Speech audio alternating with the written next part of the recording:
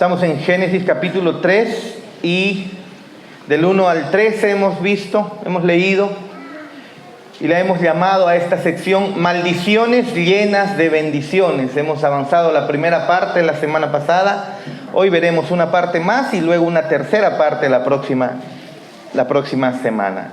Así que una vez más nos remitimos a Génesis 3 del 1 al 13, ¿sí?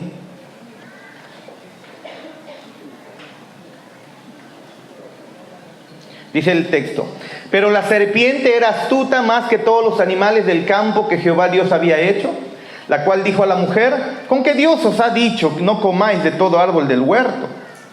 Y la mujer respondió a la serpiente: del fruto de los árboles del huerto podemos comer, pero del fruto del árbol que está en medio del huerto, dijo Dios, no comeréis de él ni le tocaréis, para que no muráis. Entonces la serpiente dijo a la mujer: no moriréis, sino que sabe Dios que el día que comáis de él serán abiertos vuestros ojos y seréis como Dios, sabiendo el bien y el mal. Y vio la mujer que el árbol era bueno para comer y que era agradable a los ojos y árbol codiciable para alcanzar la sabiduría, y tomó de su fruto y comió. Y dio también a su marido, el cual comió así como ella. Entonces fueron abiertos los ojos de ambos y conocieron que estaban desnudos. Entonces cosieron hojas de higuera y se hicieron delantales. Y oyeron la voz de Jehová Dios que se paseaba en el huerto al aire del día, y el hombre y su mujer se escondieron de la presencia de Jehová Dios entre los árboles del huerto. Mas Jehová Dios llamó al hombre y le dijo: ¿dónde estás tú? Y él respondió: oí tu voz en el huerto y tuve miedo porque estaba desnudo y me escondí. Dios le dijo: ¿quién te enseñó que estabas desnudo? ¿Has comido del árbol del que yo te mandé no comieses? Y el hombre respondió: la mujer que me diste por compañera me dio del árbol y yo comí. Entonces Jehová Dios dijo a la mujer: ¿qué es lo que has hecho? Y dijo la mujer: la serpiente me engañó y comí. Y Jehová Dios dijo a la serpiente: por cuanto esto hiciste, maldita serás entre todas las bestias y entre todos los animales del campo. Sobre tu pecho andarás, y polvo comerás todos los días de tu vida. Y pondré enemistad entre ti y las mujeres, y entre tu simiente y la simiente suya. Esta te herirá en la cabeza y tú le herirás en el calcañar. A la mujer dijo: multiplicaré en gran manera los dolores en tus preñeces. Con dolor darás a luz a los hijos, y tu deseo será para tu marido, y él se enseñoreará de ti. Y al hombre dijo: por cuanto obedeciste a la voz de tu mujer, y comiste del árbol que te mandé diciendo: no comerás de él, maldita será tu tierra por tu causa, con dolor comerás de ella todos los días de tu vida. Espinos y cardos te producirá y comerás plantas del campo. Con el sudor de tu rostro comerás el pan hasta que vuelvas a la tierra, porque de ella fuiste tomado, pues polvo eres y al polvo volverás. Polvo eres y al polvo volverás. Hasta ahí la lectura de hoy. Muy bien, la semana pasada entonces hemos tomado los últimos textos. Desde el versículo 14, hemos avanzado hasta el 24, el versículo 20 incluso dice: llamó a Adán el nombre de su mujer Eva, por cuanto ella era madre de todos los vivientes. Y Jehová Dios hizo al hombre y a su mujer túnicas de pieles y los vistió. Y dijo Jehová Dios: he aquí el hombre es como uno de nosotros, sabiendo el bien y el mal. Ahora pues que no alargue su mano y tome también del árbol de la vida y coma y viva para siempre. Y lo sacó Jehová del huerto del Edén para que labrase la tierra de que fue tomado. Echó pues fuera al hombre y puso al oriente del huerto de Edén querubines y una espada encendida que se revolvía por todos lados para guardar el camino de la vida. Muy bien, entonces nos estamos centrando en las maldiciones que vemos de parte de Dios hacia la serpiente y hacia la mujer y hacia Adán, ¿no? Que van desde el versículo 14 al 15. Y lo que hemos aprendido entonces hasta ahora es que Satanás fue quien indujo a Eva, engañó a Eva para que Eva, juntamente con su esposo, pues ambos eran los guardianes del pacto, y ellos entonces caen se rebelan en contra de Dios, porque ya sabemos que el pecado es rebeldía, es anarquía delante de Dios.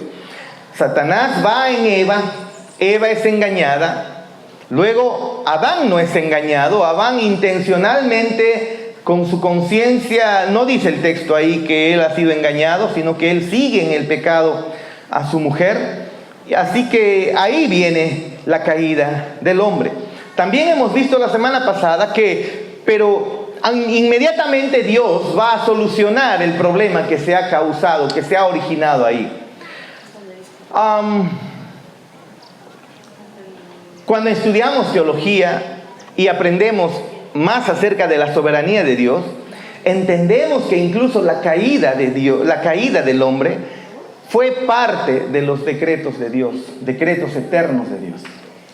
No es que Dios fue el autor del pecado, no es que Dios incitó a Satanás para que peque, para que lleve a pecar a Eva y luego a Adán. No hizo eso, Dios no es el autor del pecado, eso queda completamente, categóricamente lo afirmamos. Pero al final de cuentas entendemos que Dios lo permitió.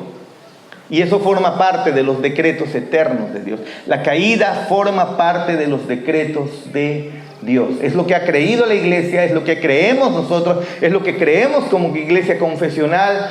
Pastor, ¿así cree Sugel Michelén? Claro que sí, así lo cree. ¿Así cree MacArthur? Claro que sí. Paul Washer, claro que sí. Spurgeon, claro que sí. Calvino, claro que sí. Así que no estamos diciendo cosa contraria, por si acaso, a lo que la historia de la iglesia ha afirmado. La caída es parte de los decretos de Dios. Incluso hasta lo hemos estudiado en el Discipulado 2. Para algunos les fue chocante, pero se les abrió los ojos hermosamente también. ¿No es así? Pero en medio de eso, nuestro Dios va a solucionar eso que ha acontecido ahí. El hombre cayó en pecado, la maldad entró al mundo, el pecado entró al mundo, la muerte entró al mundo, pero Dios rápidamente va a actuar. Y lo primero que hace es maldecir a quien trajo el pecado al final, que es a Satanás, en esta maldición. Pero en estas maldiciones que nuestro Dios nos está mostrando aquí, que Él les está haciendo a la serpiente, a Eva y al hombre y al varón, aquí estas maldiciones están cargadas de bendiciones. Pero antes dijimos que no hay ningún indicio de que la gracia y la misericordia sea extendida para Satanás. Satanás ya fue juzgado. Aquí no hay una esperanza de redención a Satanás. No hay una esperanza de que Satanás sea restaurado. No, para nada. Dios no escoge perdonar a Satanás. Satanás está condenado.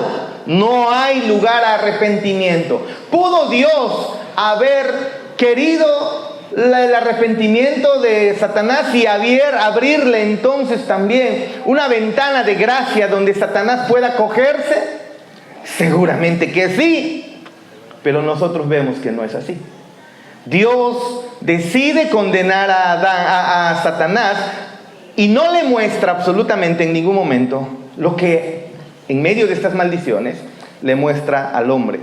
En estas maldiciones nosotros encontramos el primer anuncio del evangelio, primitivamente hablando, protoevangelio, hemos dicho en muchas ocasiones.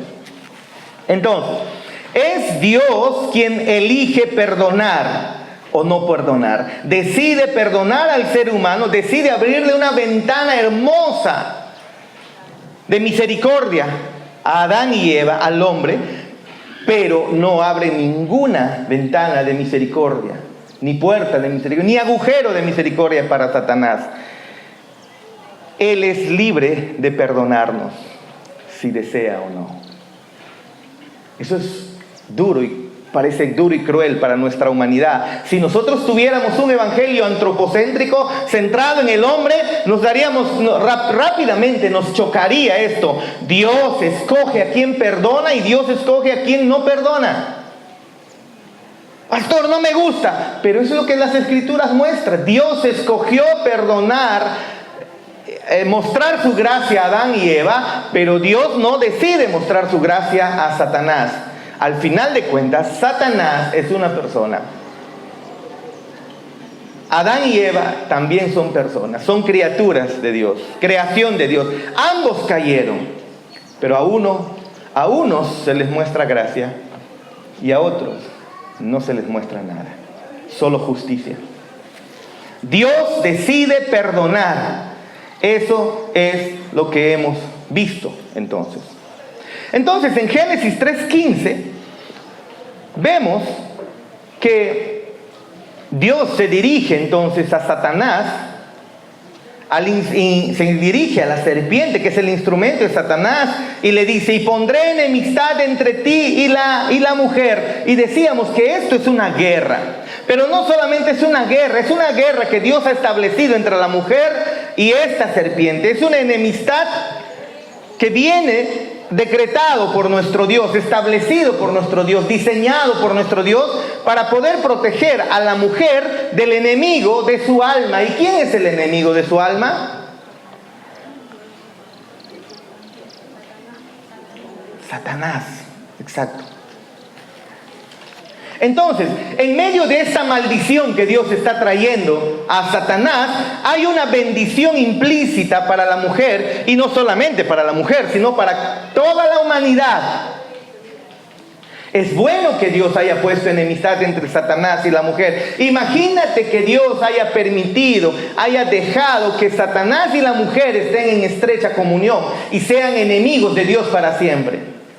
No, hay una bendición en esta maldición que Dios está dando. Hay una bendición maravillosa. Dios abre una brecha, ¿no es así? Un abismo, una separación entre la mujer y Satanás. Ella es la que había sido atraída por las palabras seductoras de Satanás, y entonces Dios actúa rápidamente, y lo que hace es pone una barrera, establece una guerra, crea una enemistad o decreta una enemistad entre la mujer que había sido engañada, seducida, cautivada por las palabras engañosas de Satanás, y fue engañada al final, y entonces establece una barrera entre Satanás, entre Eva y el enemigo de su alma. Y eso es bueno.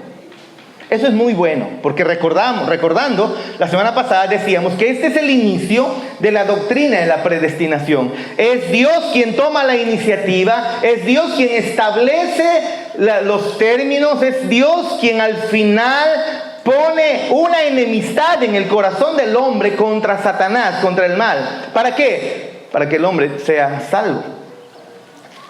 Claro que estamos enemistados con Dios.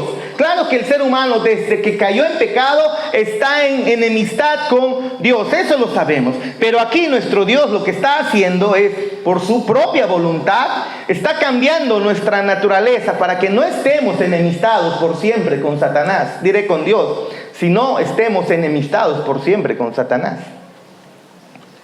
Y eso es bueno. Eso es bueno, porque nosotros ahora que somos creyentes, ¿acaso no nos damos cuenta que constantemente estamos batallando en contra de Satanás, pero no lo estamos haciendo con echarle fuera demonios, con gritarle, con pisarle la cola? Esas son cosas, son niñerías. Pero sí te das cuenta que Satanás trae tentaciones, trae pecados, se viene con esas tentaciones, y nosotros somos muchas veces susceptibles a tropezar, a caer, a arrastrarnos y a abrazarlos. Hay una guerra constante entre nuestra fidelidad hacia Dios y al final abrazar lo que Satanás nos pone enfrente y que nos gusta muchas veces. Así que esto es bueno que haya una guerra, porque la vida espiritual justamente es eso, es una guerra, es una batalla espiritual. Ya les dije, no tiene que ver con echarle fuera al demonio, pisarle la cola, agarrarle del cuello, no sé, hacerle callampa en la oreja. No tiene nada que ver con eso, nada. Pero en Génesis 3:15, Dios ha establecido esto, una guerra. Y es la mejor guerra que pudo haber existido jamás. Pero en esta enemistad expresada aquí, en esta enemistad, en esta guerra que Dios declara entre la mujer y Satanás, Esta guerra en Génesis 3:15 se manifiesta en 3 frentes. Y a ti, si tú, por favor, no pestañeas, si pones de tu parte, te va a ayudar muchísimo en tu caminar espiritual el entender esto. Porque no voy a avanzar rápido. Quiero que quede bien grabado. Quiero que quede bien establecido. Para ti débil, porque todos somos débiles. Para ti que constantemente tropiezas, porque todos tropezamos. Para ti que constantemente queriendo agradarle al Señor, te encuentras en un estado en donde otra vez no estás agradando al Señor. ¿Solamente me pasa a mí? ¿O a usted también? La respuesta a nuestras debilidades constantemente es: me voy de la iglesia, me alejo de la comunión, ya no oro, ya no soy creyente. Esa es la respuesta inmediata que tenemos. Pero si puedes entender la gracia de nuestro Dios, en medio de este decreto, esta ordenanza, este decreto de guerra entre el hombre y la mujer, podrás entender que esto es una bendición. Que el pecado que incluso todavía en el cual tropiezas y que te duele, es una bendición. Así que en 3 frentes se manifiesta esta enemistad que se expresa aquí en Génesis 3:15. En primer lugar, miren ustedes lo que dice: estableceré enemistad entre ti y la mujer, pondré enemistad entre ti y la mujer, dice. Es decir, entre tú, Satanás, entre tú, serpiente, y esta mujer en particular, habrá enemistad. Estableceré enemistad entre ti y la mujer.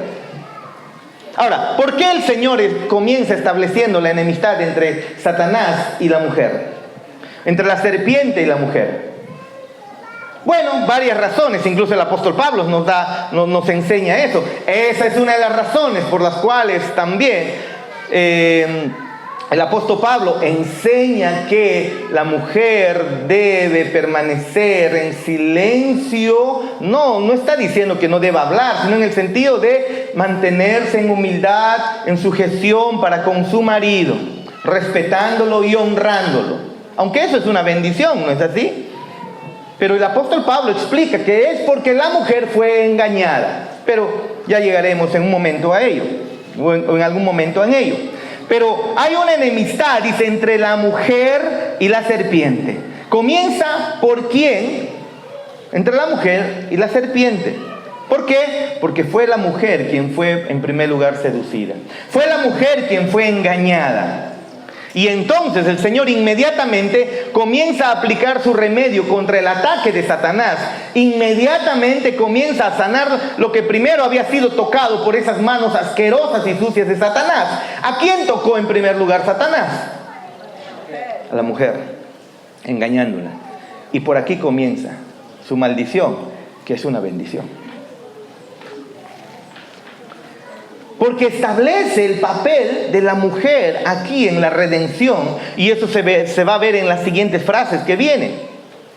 Así que, ya que la mujer fue usada como instrumento de Satanás para destruir a la humanidad, el orden de nuestro Dios, pues también la mujer será usada como instrumento en el plan de Dios para contrarrestar lo que Satanás había hecho. Así que si fue la mujer por donde entró Satanás para destruir al hombre, pues Dios dice, será a través de esta mujer que entonces vendrá la redención. Interesante, ¿no? Satanás puede destruir cualquier cosa, puede llevar a un punto de convertir en escoria a quien sea, pero nuestro Dios tiene el poder de transformar esa escoria en precioso rubí y diamante. ¿Te das cuenta de eso?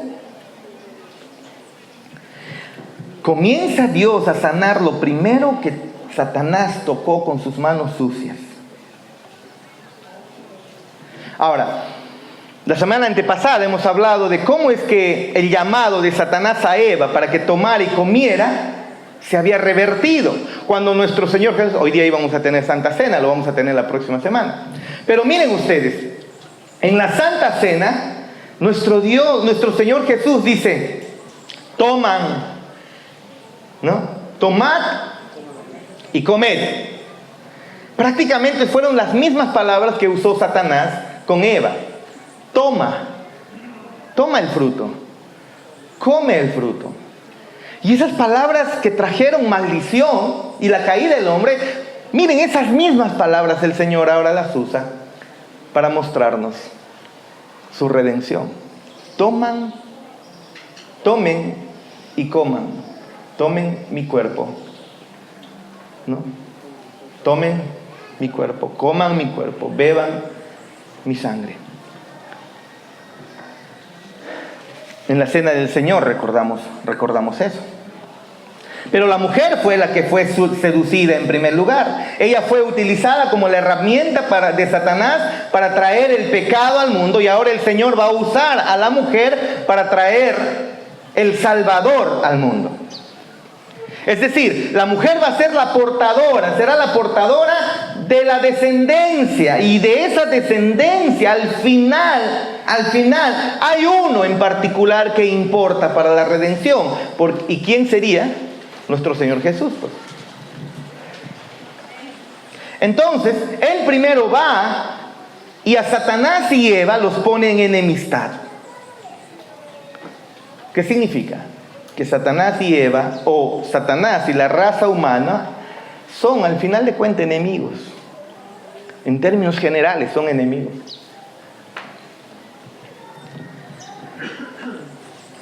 Ahora, tal vez tú piensas, pero ¿redención haciéndonos enemigos de Satanás? No, pues sí. ¿Qué otra alternativa te hubiera gustado? ¿Que te dé la mano de Satanás y los declare marido y mujer para siempre?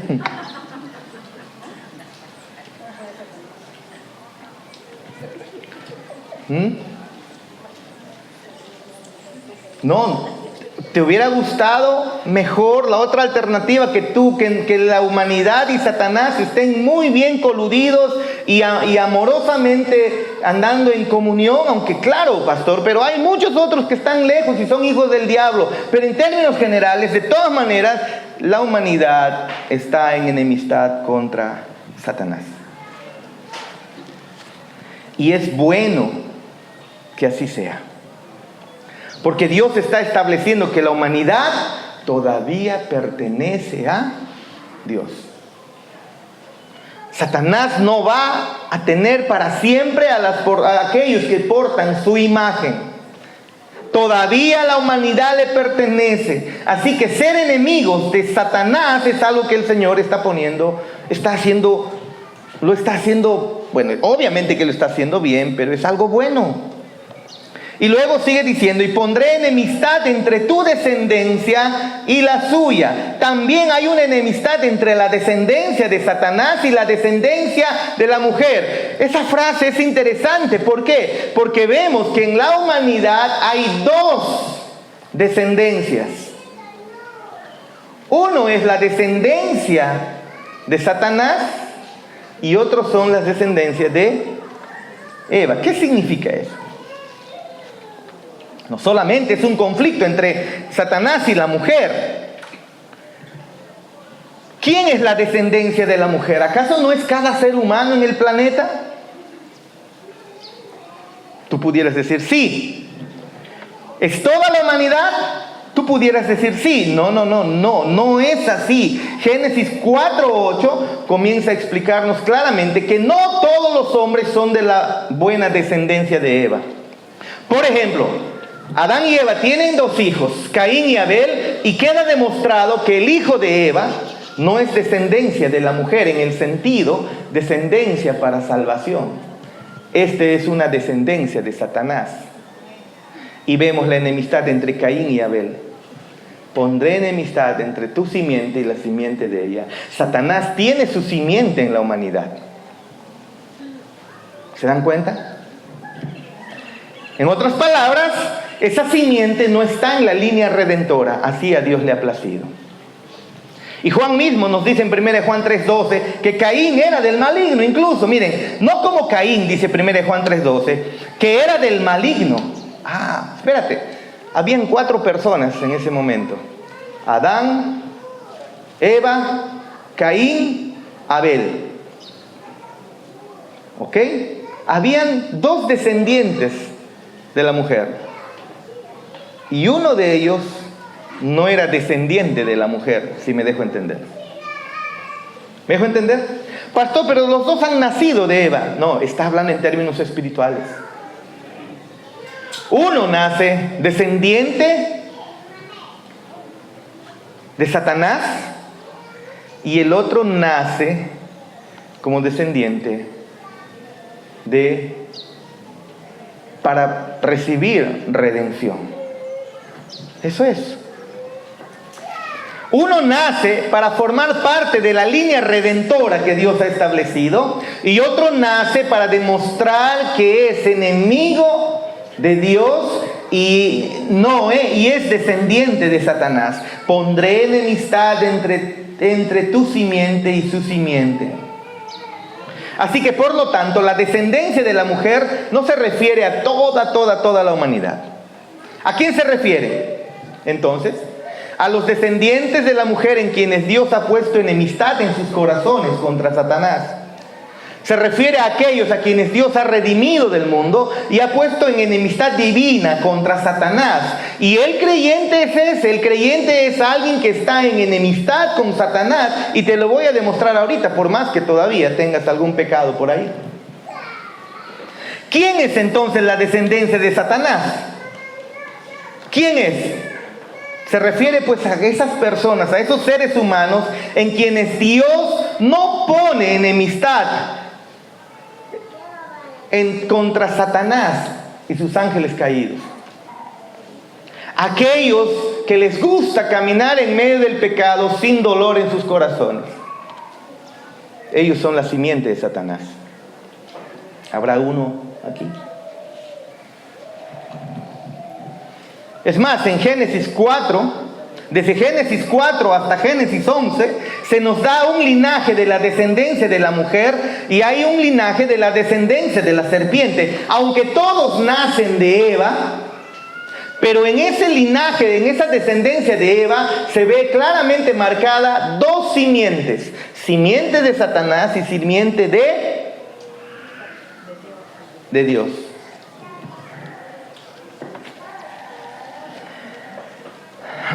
Entonces, ¿qué es lo que estamos viendo aquí? En primer lugar, hay enemistad entre Satanás y la mujer. Genial, está bien. Luego, hay enemistad entre su descendencia y la descendencia, entre la descendencia de la mujer y la descendencia de Satanás.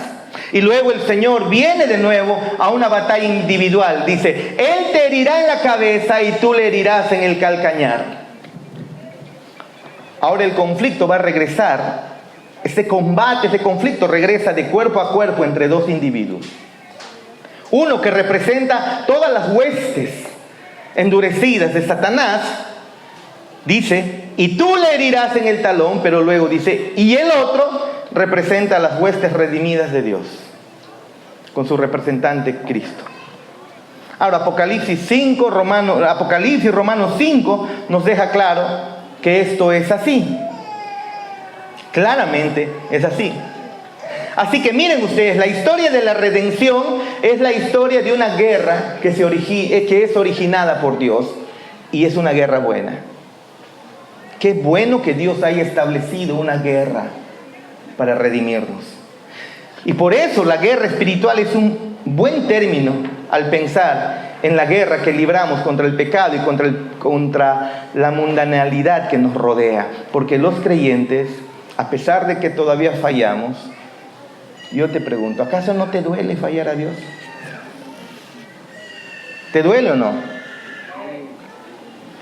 ¿Y estás en guerra o no? ¿O estás en paz con el pecado? A ver, ¿qué está pasando?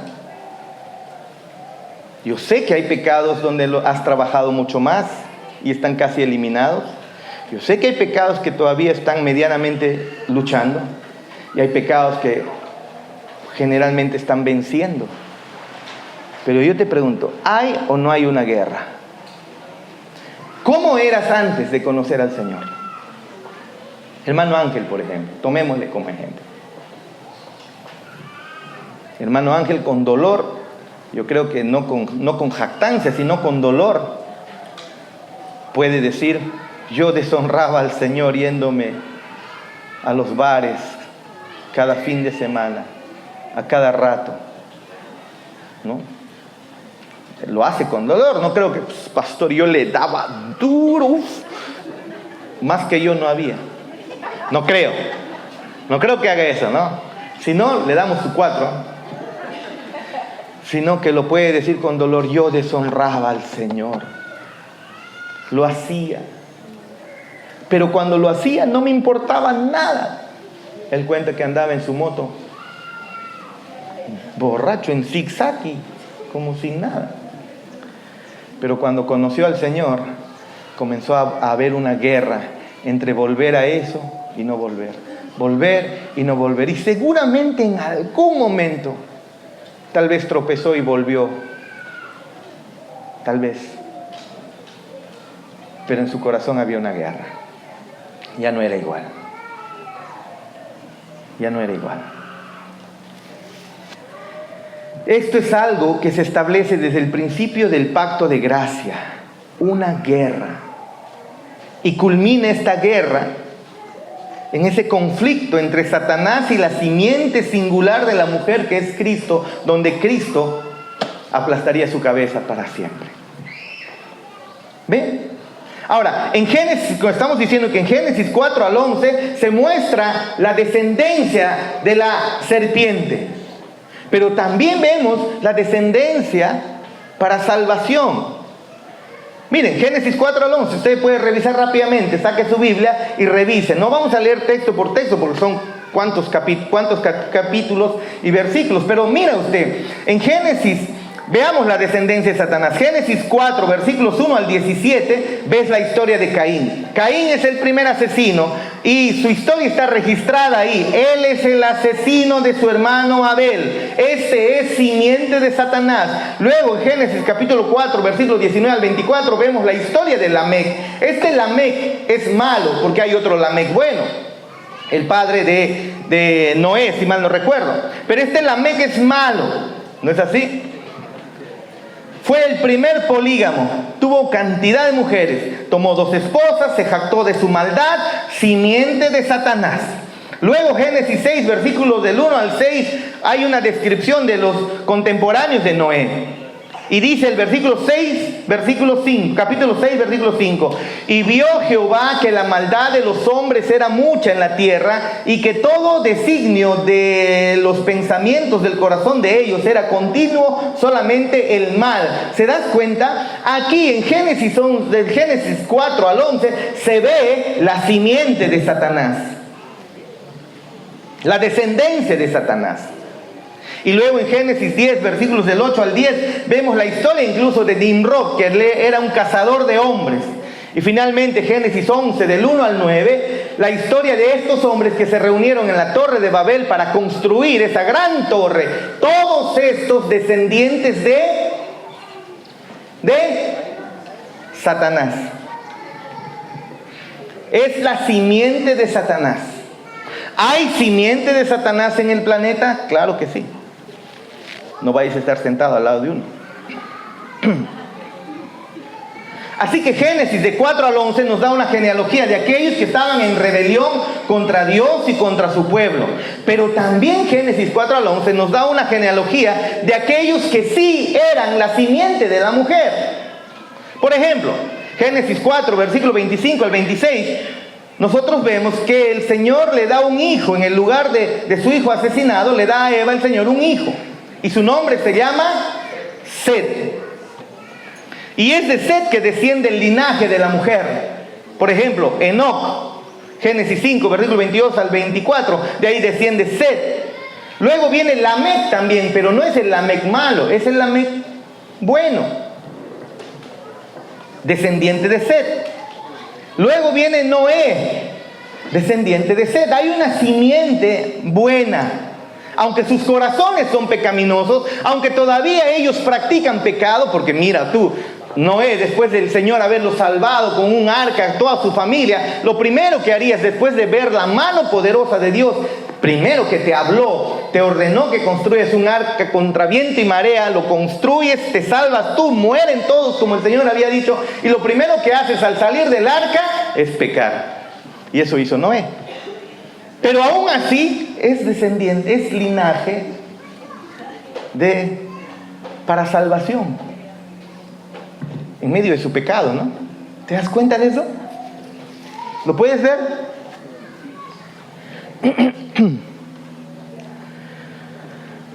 Entonces se ve la generación desde la descendencia de Satanás en Génesis 4 al 11, y también vemos la gracia que se muestra en la descendencia de la mujer en Génesis 4 al 11.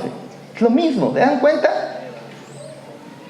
Por eso es que Génesis 3:15 se llama protoevangelio, es decir, la primera vez que se entrega el evangelio.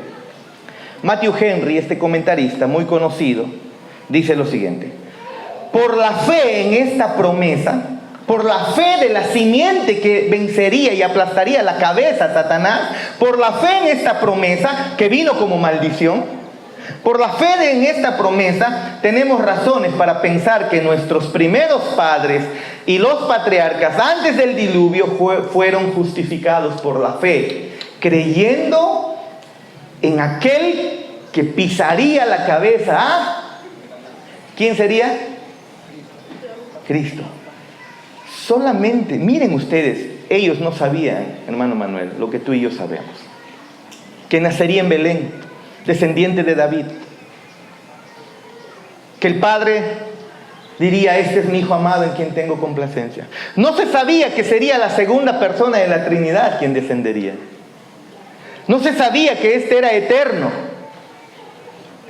Solamente sabían que la simiente de la mujer, de parte de Dios, vencería a Satanás. Y entonces Caín o Abel, creyendo eso, hace sacrificio. Es salvo, no por el sacrificio que hace, sino por el entendimiento en su corazón. Entonces Noé y todos los descendientes que vienen después de Matusalén y todos ellos, que vienen desde Set, hacen lo mismo. Se acercan al Señor, hacen sacrificios, entendiendo que cuando Dios maldijo a la serpiente, estaba anunciando la victoria de Dios a través de un descendiente humano sobre Satanás. Y creyendo eso, fueron,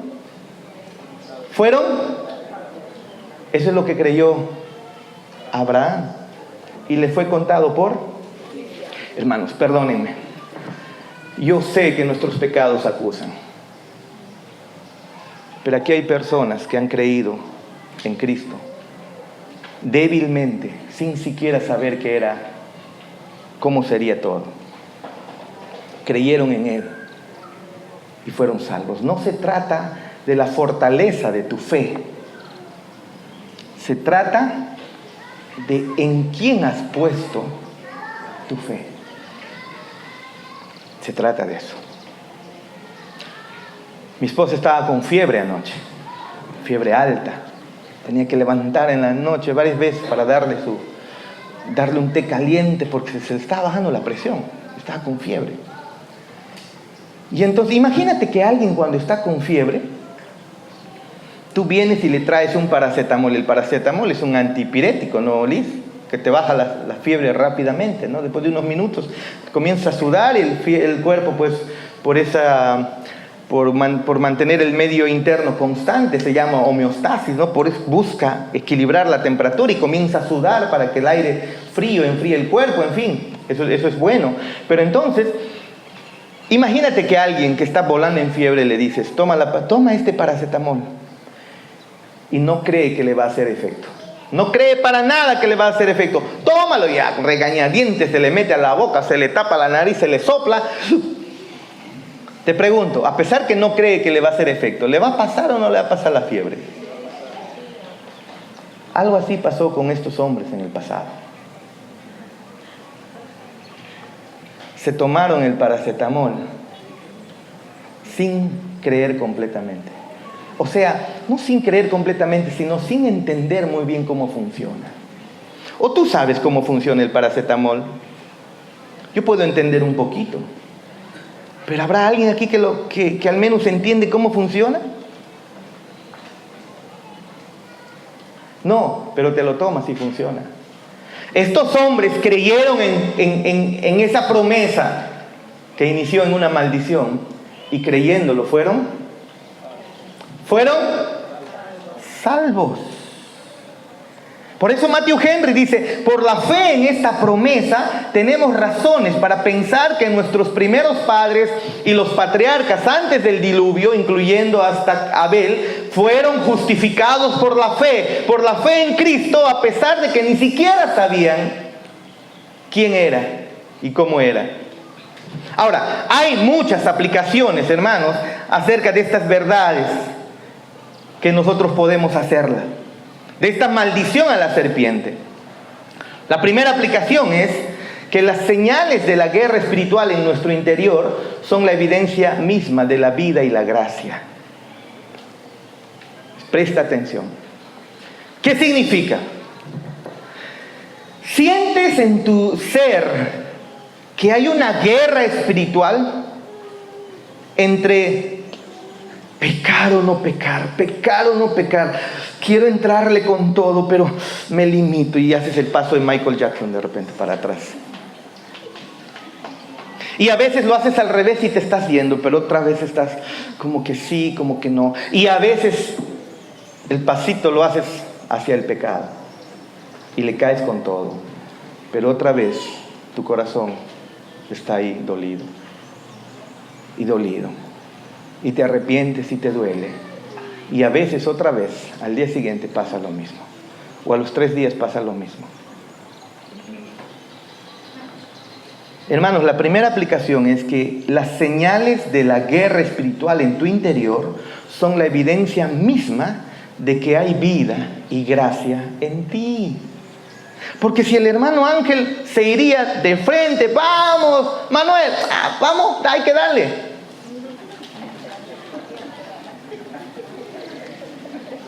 Vamos, hay que darle con todo. ¿Qué pasa? Pero cuando el corazón duele, cuando el corazón sabe que está mal, el hecho de saber lo que está mal es una evidencia de que hay una guerra espiritual interna. Y eso es una evidencia de que hay vida. Lejos de tomarlo como algo donde ya fallé y te vas al mundo con todo, es una alegría saber que en tu corazón hay vida, que en tu vida espiritual hay vida. A veces nuestra lucha interna contra el pecado es una señal de que no estamos perdidos, de que hemos sido hallados. A veces pensamos que es al revés, ¿no? Pastor, estoy luchando con esto y lucho, creo que no soy convertido, y entonces te da licencia para irte mucho más lejos. No es así, no es así. Eso es lo que Satanás quiere que pensemos.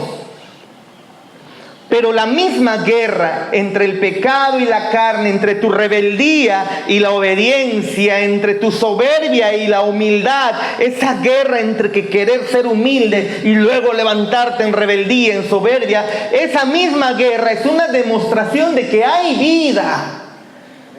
Porque cuando no hay, le vienes con todo y no te duele y no te afecta. Pero te aseguro que tu rebeldía siempre, nunca te lleva a un estado tranquilo de paz.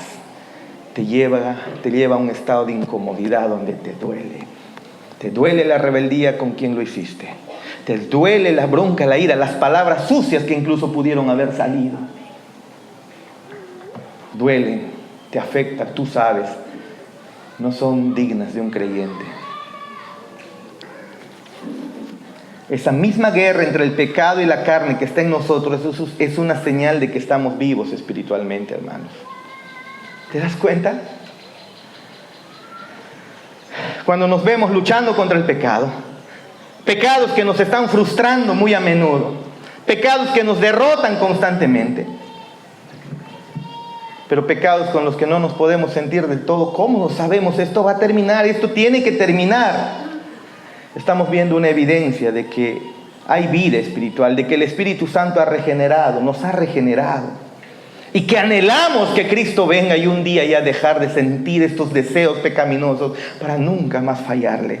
¿Tú anhelas eso? Entonces déjame decirte, el Espíritu Santo está en ti. Hay vida. Estamos viendo una evidencia de la vida que el Espíritu Santo ha engendrado en nosotros. Y la vida que es el resultado de la enemistad divina que el Señor ha implantado en nosotros contra Satanás. Pero pastor, tú no sabes lo terrible que he hecho. Eso, si sabes que está mal y duele, es porque hay vida en ti. Tal vez padezcas en dejarlo. ¿Por qué mentirte? ¿Por qué decirte que con una oración esto así? En otras ocasiones va a ocurrir. Cuanto más te inclines a la vida espiritual, más fuerte estarás. Cuanto menos nos inclinamos, más débiles estaremos. Pero ¿por qué engañarte diciendo que esto va a cambiar de la noche a la mañana? ¿Puede suceder? Sí. Pero en muchas ocasiones todavía vas a luchar. Pero ¿sabes qué es lo que debes ver? Esa guerra es una evidencia de que hay. ¿De qué hay? Hay sueño, escuché. Cuidado, hermanos. ¿Se dan cuenta? Un ejemplo. Un hombre granjero, un hombre maltratador, pegalón, borracho, maltrataba a sus trabajadores, incluso les pegaba. A sus animales los pateaba. A su mujer le insultaba, le pegaba, usaba lenguaje lisuriento, ofensivo contra su esposa, contra sus hijos. Un hombre completamente duro, cínico completamente, declarado incluso ateo. ¿Qué me importa? He conocido personas en estos tiempos que, ¿qué Dios ni qué Dios? A mí no me vengas con eso. He escuchado de ese tipo. Pero qué bueno es que el Señor, que obra en sus corazones, hermanos, con misericordia, que a pesar que lo hayan dicho, sus corazones comienzan a inclinarse al Señor. Pero este era una persona malvada, malvada, malvada. Así como el Señor 3 veces santo, este era 3 veces malvado. Pero en alguna ocasión alguien le predica el Evangelio, se convierte, y fue una conversión dramática, completamente dramática.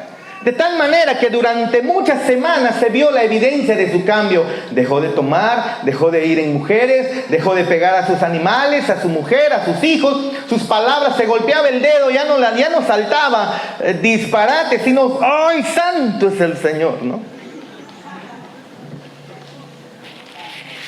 Santo es el Señor. A veces por la costumbre, muchos, como creyentes, todavía les sale una lisurota, ¿no? Bueno, este hombre fue dramático de tal manera que todo lo que le estaba pasando, las dificultades, él respondía correctamente. Es decir, su vida fue cambiada completamente. Estar cerca de él, decían las personas, era un placer. Su esposa vio el cambio y se volvió a enamorar mucho más. Quería más hijos, ahora sí, la esposa.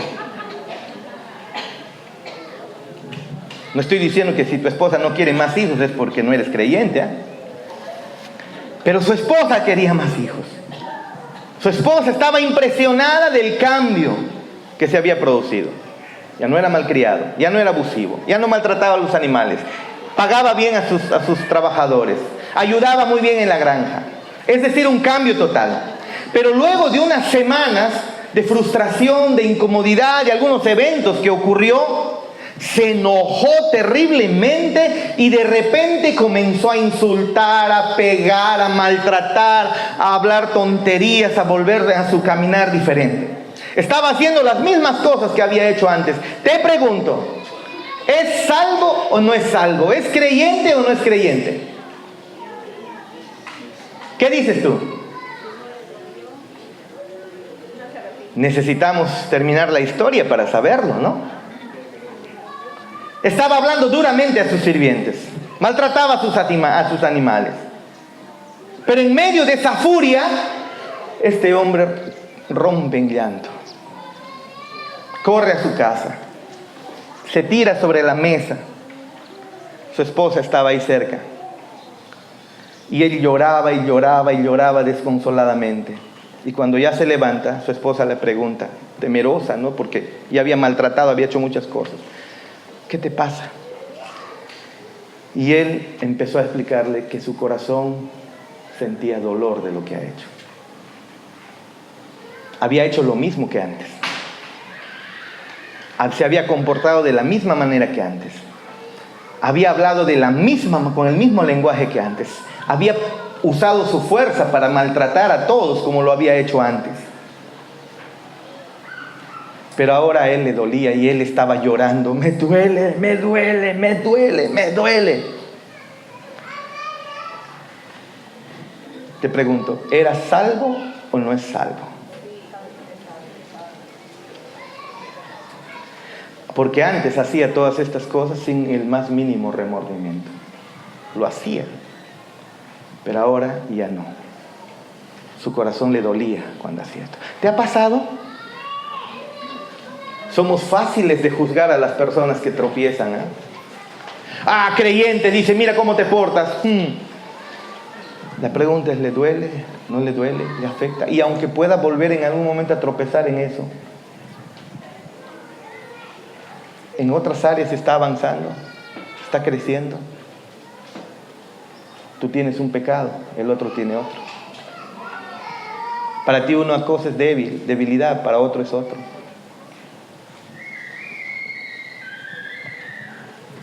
A él le dolía ahora. Y este es el tipo de enemistad que nos demuestra que la guerra espiritual ha iniciado en nuestras vidas, entre Satanás y nuestras almas. ¿Hay esa guerra en nosotros? Algunos pecados no los vemos tan graves, otros sí. Tal vez tú puedas ver el egoísmo como un pecado muy grave, y el otro puede ser egoísta de manera tan sencilla y simple. Pero para el otro pecado puede ser más grave, y para ti ese otro pecado ser algo tan sencillo, algo que lo puedes dominar o dejar muy pronto. Pero el asunto es que hay una guerra en el corazón que evidencia que estamos vivos. ¿Hay eso en tu vida? Hay algo que siempre te trae otra vez a la iglesia. Hay algo que constantemente te trae a la iglesia. Me acuerdo que el año 98 me alejé de la iglesia. Pero cada vez que pasaba por la iglesia, era 8 de la noche, yo miraba a la iglesia, yo quería ir a la iglesia, yo hacía lo posible por ir a la iglesia, pero al final, bueno, las amistades que tenía me llevaban por otro lugar. Pero pasaba y yo miraba la hora, ya va a ser las 8, ya estarán las alabanzas. Aunque sea la última alabanza, quisiera llegar. En mi corazón había lucha, pero al final terminaba yéndome para otro lugar. ¿Te pasa eso? ¿Quieres irte y desbandarte, ya no saber nada, pero en tu corazón está, no, pero es domingo, hay culto, hay alabanzas, hay los hermanos, hay prédica, hay cánticos? Y más que eso, hay un deseo de alabar al Señor. Hay una guerra en ti. Comenzó en Génesis 3:15. Una maldición llena de bendición que te demuestra que del Señor eres. El que comenzó la buena obra, la perfeccionará. Pongamos de pie para terminar.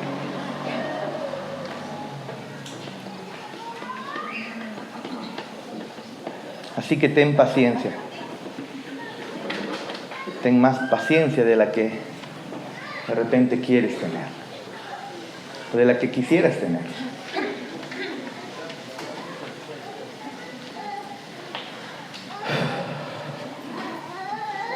Estoy seguro que en todos hay esa lucha, por eso están acá.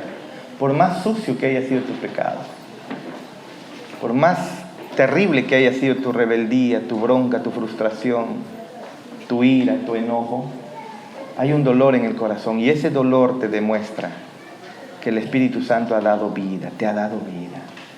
Y en vez de irte y caerle con más ganas y desviarte y dejar de venir a la iglesia. Más bien es una alegría saber que el Señor ha decretado esta guerra entre Satanás y la simiente de la mujer. Y si eres parte de la simiente de la mujer, entonces te va a doler las cosas que haces, como incrédulo incluso, que pareciera que eres incrédulo, pero sí te duele, sí te afecta, no lo ves. Qué hermoso, ¿no?